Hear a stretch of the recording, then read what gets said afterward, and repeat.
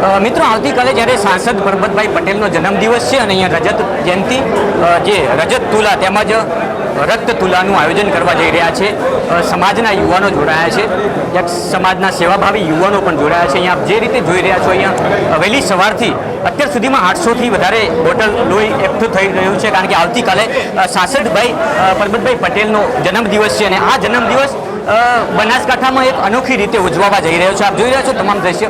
અહીંયા સેવાભાવી વ્યક્તિ જોડાયા છે મારી સાથે. હિતેશભાઈ કુશકલ, જેમનું નામ બનાસકાંઠામાં એક સેવાભાવી યુવા તરીકે જણાય છે. બ્લડ ડોનેટ કેમ્પ તો અનેકો કર્યા, પણ અનેક લોકોના ગરીબોના ઘર સુધી પહોંચીને પણ એમની સેવાનો લાભ આપી રહ્યા છે લોકોને.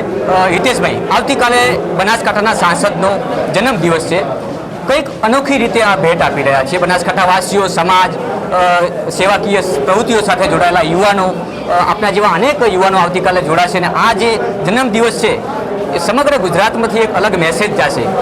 મારા માનવા મુજબ એવું છે કે બનાસકાંઠામાં કદાચ રજત તુલા અને રક્ત તુલા એક જ દિવસે પહેલીવાર યોજાઈ રહી છે અને એમાં બી સાંસદનો જન્મદિવસ આટલો મહોત્સવ મોટો બનાસકાંઠાવાસીઓને ઉમંગ છે કે કાલ ક્યારે પડે, શું કહેશો?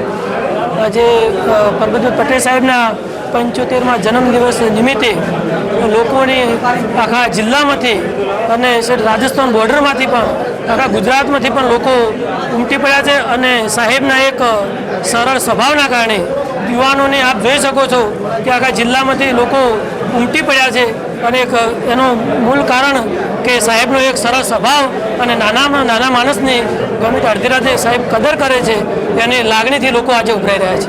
હિતેશભાઈ, એક બાજુ દેશને 75 વર્ષ પૂર્ણ થયા છે, આઝાદી કા અમૃત મહોત્સવ પણ ચાલી રહ્યો છે, સાથે સાથે એક જન્મદિવસનો અનોખો મહોત્સવ, આ બાબતે શું કહેશો?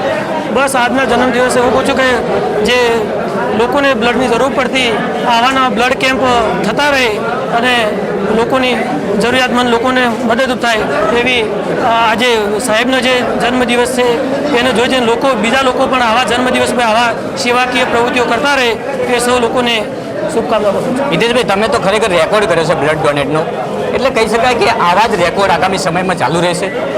100% ચાલુ રહેશે. 100% લોકો આખા જિલ્લામાંથી લગભગ લોકો બધા કરતા જ હોય છે બ્લડ કેમ્પ, પણ બનાસકાંઠાના લોકોને બહુ સેવા કરવાનો શોખ છે એટલે મારા જેવા અનેક લોકો સેવાઓ કરતા રહેશે. તો આ હતા હિતેશભાઈ કુશકલ, એક પ્રેરણાદાયી યુવા છે કે જેમને અનેક યુવાનોને પ્રેરણા આપી છે આગળ વધવું કઈ રીતે, લોકોની સેવા કઈ રીતે કરવી, સમાજ સેવા કઈ રીતે કરવી, જેવા અનેક પ્રયાસો હિતેશભાઈ દ્વારા કરવામાં આવ્યા છે.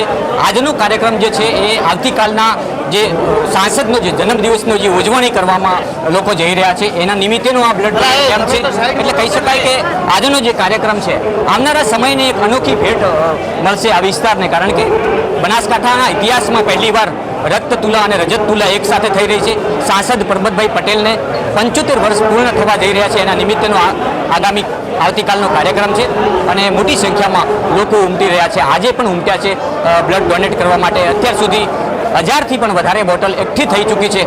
આવતીકાલે રજત તુલા તેમજ રક્ત તુલાની પરબતભાઈ પટેલ જે બનાસકાંઠા જિલ્લાના સાંસદ છે એમની અહીંયા ઉપસ્થિતિમાં લાખોની જનમેદની અહીંયા ઉમટશે અને આ જન્મદિવસ એક બનાસકાંઠાનો યાદગાર જન્મદિવસ રહે તેના માટે સાંસદે પણ અપીલ કરી છે, સેવાભાવી લોકોએ પણ અપીલ કરી છે અને આજે વિધાનસભાના અધ્યક્ષ શંકરભાઈ ચૌધરીએ વહેલી સવારે પોતાનું બ્લડ આપીને અહીંયા શરૂઆત કરી છે. અત્યાર સુધીમાં અનેક યુવાનો પોતાનું બ્લડ આપી ચૂક્યા છે. આવતીકાલના જે કાર્યક્રમને છે નિહાળવા માટે મોટી સંખ્યામાં લોકોને આવવા માટે અપીલ પણ કરી રહ્યા છે.